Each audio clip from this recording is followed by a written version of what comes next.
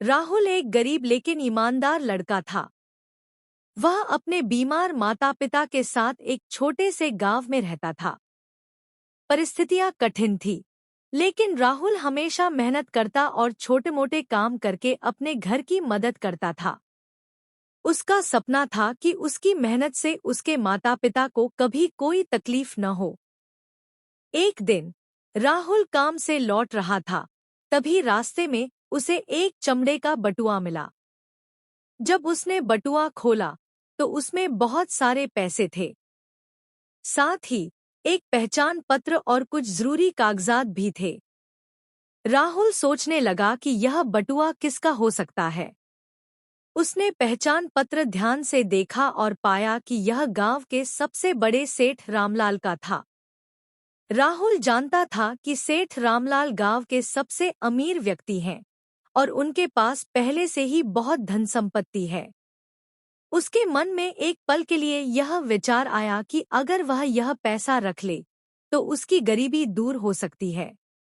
वह अपनी माँ की दवाइयाँ खरीद सकता था, अच्छे कपड़े पहन सकता था और कुछ दिन आराम से जी सकता था।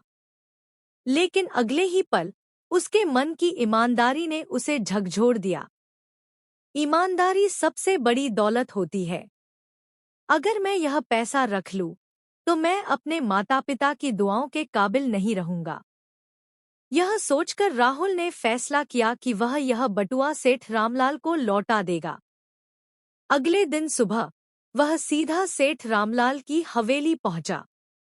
उसने दरवाजा खटखटाया तो एक नौकर बाहर आया और उसने पूछा कि वह क्यों आया है। राहुल ने बताया कि उसे रास्ते में सेठ जी का बटुआ मिला था और वह उसे लौटाने आया है। नौकर ने हैरानी से राहुल को देखा और अंदर जाकर सेठ रामलाल को सूचना दी। कुछ देर बाद सेठ रामलाल खुद बाहर आए। बेटा, क्या सच में तुम्हें मेरा बटुआ मिला?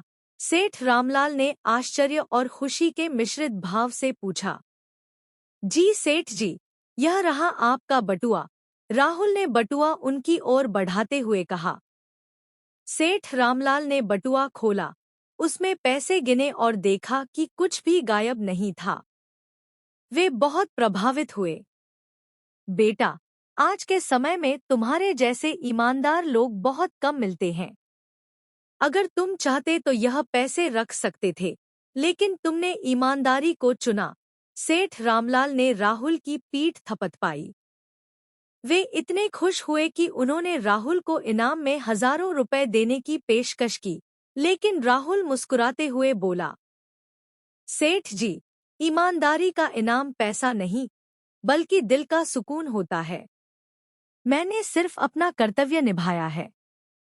यह सुनकर सेठ रामलाल और भी प्रभावित हुए। उन्होंने राहुल से उसके जीवन के बारे में पूछा और जाना कि वह एक गरीब लड़का है और अपने माता पिता का इकलौता सहारा है। यह जानकर सेठ रामलाल ने उसे अपनी दुकान पर नौकरी देने का प्रस्ताव दिया। राहुल ने धन्यवाद कहकर काम शुरू किया। अपनी मेहनत और ईमानदारी की वजह से वह जल्दी ही सेठ रामलाल का सबसे भरोसेमंद कर्मचारी बन गया। कुछ सालों बाद सेठ रामलाल ने अपनी एक पूरी दुकान राहुल को सौंप दी। इस तरह राहुल की ईमानदारी ने उसे गरीबी से निकालकर एक सफल व्यक्ति बना दिया।